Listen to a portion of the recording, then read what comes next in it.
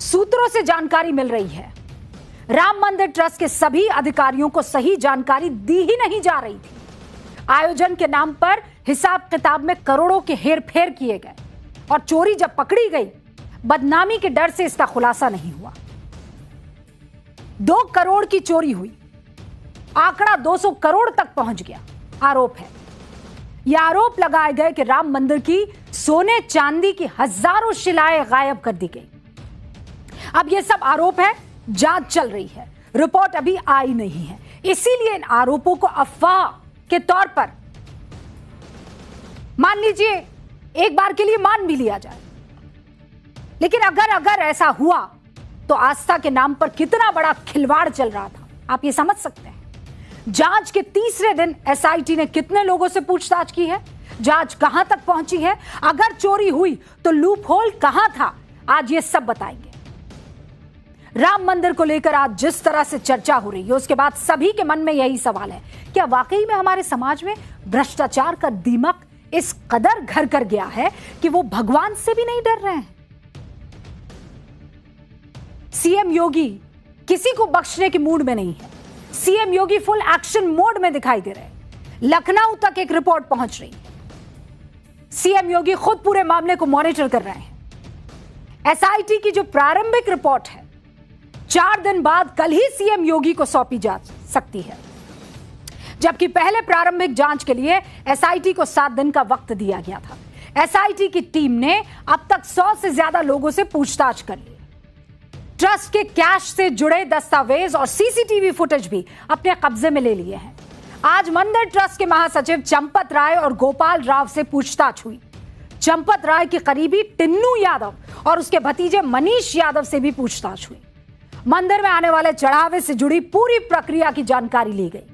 मंदिर ट्रस्ट से जुड़े अनिल मिश्रा भी आज केरल से अयोध्या पहुंच रहे हैं। एसआईटी तो पूछताछ के आधार पर रिपोर्ट तैयार कर रही है, लेकिन जो खुलासे हो रहे हैं वो बहुत चौंकाने वाले हैं। और ये खुलासा कोई और नहीं, राम मंदिर ट्रस्ट से जुड़े लोग कर रहे हैं। आप भी देखिए, 25 नवंबर 2025 को राम मंदिर में धर्म ध्वजारोहण कार्यक्रम का आयोजन होता है। इस कार्यक्रम में पीएम मोदी ने मंदिर शिखर पर धर्म ध्वजा अर्पित की थी। दावा है कि इस आयोजन में लगभग 6000 गेस्ट शामिल हुए थे। ट्रस्ट के रिकॉर्ड के मुताबिक कार्यक्रम में 10 करोड़ 12 लाख रुपए खर्च हुए, यानी प्रति व्यक्ति औसतन लगभग 16,000 रुपए का खर्च आया, जबकि लगभग 1500 गेस्ट बाहर से आए थे और बाकी गेस्ट आसपास के क्षेत्रों से आए थे। अब सूत्र हमें बता रहे हैं कि इस खर्च का विस्तृत विवरण ट्रस्ट के सदस्यों को उपलब्ध ही नहीं कराया गया। बैठक में शामिल होने वाले सदस्यों को भी दान और चढ़ावे का पूरा ब्यौरा उपलब्ध ही नहीं कराया जाता। यानी मामला सिर्फ राम मंदिर के चढ़ावे की चोरी का नहीं है, ट्रांसपेरेंसी का है। अभी कई सवाल हैं जिनका जवाब आना बाकी है। अभी तक की जानकारी के मुताबिक श्री राम जन्मभूमि मंदिर ट्रस्ट के महासचिव चंपत राय की चढ़ावे की राशि को मैनेज करने की जिम्मेदारी थी। उन्होंने ही मंदिर के चढ़ावे को बैंक तक पहुंचाने का पूरा सिस्टम बनाया था और यही वजह है कि सवाल भी चंपत राय और उनके करीबियों पर ही उठ रहे हैं। और आप सुनकर चौंक जाएंगे, राम मंदिर में जितना चढ़ावा आया उससे ज्यादा तो मंदिर को बैंक से ब्याज के रूप में मिल गया। सूत्रों के मुताबिक दावा किया जा रहा है कि श्री राम जन्मभूमि ट्रस्ट को 11 महीनों में दान के रूप में लगभग 83 करोड़ रुपए मिले, जबकि इसी दौरान मंदिर को बैंक से 138 करोड़ रुपए का ब्याज मिला। सूत्र बता रहे हैं कि मंदिर ट्रस्ट से जुड़े पदाधिकारियों को चढ़ावे की जो चोरी हो रही थी उसकी खबर पहले ही मिल गई थी और दावा किया जा रहा है कि 5 जून को मंदिर से जुड़े पदाधिकारियों को जानकारी मिली भी थी कि गुप्त दान की काउंटिंग का काम देख रहे कुछ लोगों ने गड़बड़ी की है। इसके बाद कैश का काम देख रहे लोगों की तलाशी ली गई। तलाशी में उनके पास कैश भी बरामद हुआ।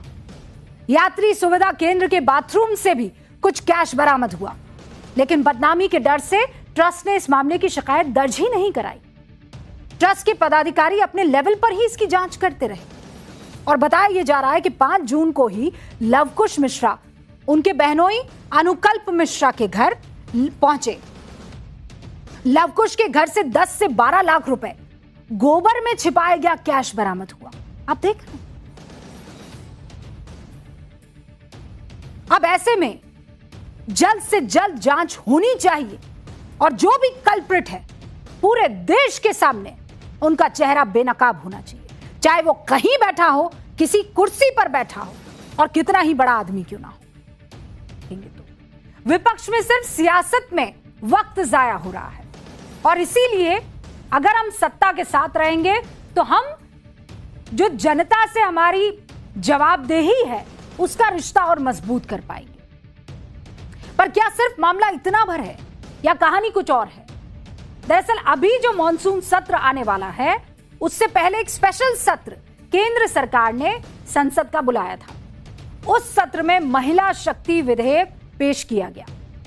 उस विधेयक के पास होने के लिए 2/3 बहुमत चाहिए था, यानी 352 उस वक्त आपको चाहिए था और तब सरकार के पास सिर्फ 298 सांसद थे। 54 लोकसभा सांसदों की कमी सरकार को उस वक्त पड़ गई। अब ये 2 महीने पुरानी बात है, 2 महीने बीते हैं। आज की तारीख में स्थिति बदलती हुई दिख रही है और वो कैसे बदल रही है आपको समझा दूं। टीएमसी के 20 सांसद विपक्ष को छोड़कर सत्ता पक्ष की तरफ आ चुके हैं। मतलब 54 में से 20 सत्ता पक्ष में आ गए, कम पड़ गए 34। उद्धव गुट के 6 सांसदों का एनडीए में आने का जो जानकारी और जो खबर है वो इसमें और एडिशन कर रही है। तो अब इनको जोड़ेंगे तो कमी पड़ रही है 28 सांसदों की। डीएमके तब विपक्ष के साथ काले कपड़े पहनकर खड़ी हुई दिखाई दे रही थी, याद है ना आपको? काला पट्टा पहनकर आई थी, काली शर्ट पहनकर आई थी, पूरा काला ड्रेस पहनकर आई थी। आज की तारीख में डीएमके लोकसभा में कांग्रेस के बगल में बैठना तक नहीं चाहती और डीएमके के कितने सांसद हैं? 22। अगर सरकार किसी विधेयक को अपने पाले में ले आती है तो फिर लोकसभा में 2/3 बहुमत से सरकार सिर्फ 6 सांसद दूर रह जाएगी। और इसीलिए हम कह रहे हैं ये ऑपरेशन मॉनसून सत्र है। यानी अगर महिला आरक्षण विधेयक पर सरकार डीएमके को अपने पाले में ले आती है तो मॉनसून सत्र में ही देश की आधी आबादी को संसद और विधानसभा में 33% आरक्षण का रास्ता साफ होते हुए दिख जाएगा। और इसी वजह से मौजूद सियासी उठापटक को हम ऑपरेशन मॉनसून सत्र कह रहे हैं। इसका इशारा भी ओम प्रकाश राजभर कर चुके हैं। फिर सुनिए। ये जो ऑपरेशन आप बता रहे हैं, ये ऑपरेशन कब से शुरू हो रहा है? मतलब कब तक इसे अंजाम दे दिया जाएगा? सपा टू भाजपा एक्सप्रेस जिस दिन सत्र शुरू होगा विधानसभा का, लोकसभा महाराज बिल आ रहा है ना, महिला बिल आ रहा, पास होगा। अपना ब्लैक बोर्ड काम करने लगा है। चलिए श्री गणेश किया जाए, बिस्मिल्लाह किया जाए और मैडम आपको बोर्ड पर अब समझाएगी क्या सियासी कूटनीति का वो चैप्टर जहां पासा महज 60 दिनों में पलट गया। एकदम से हालात बदल गए, जज्बात बदल गए और कभी ताकतवर नेता कहे जाने वाले लोग खाली हाथ रह जाते हैं। अब इससे यह बात क्लियर समझ में आती है कि जब जनादेश पलटता है तो नेता उस तरफ जाते हैं जिस तरफ जनता का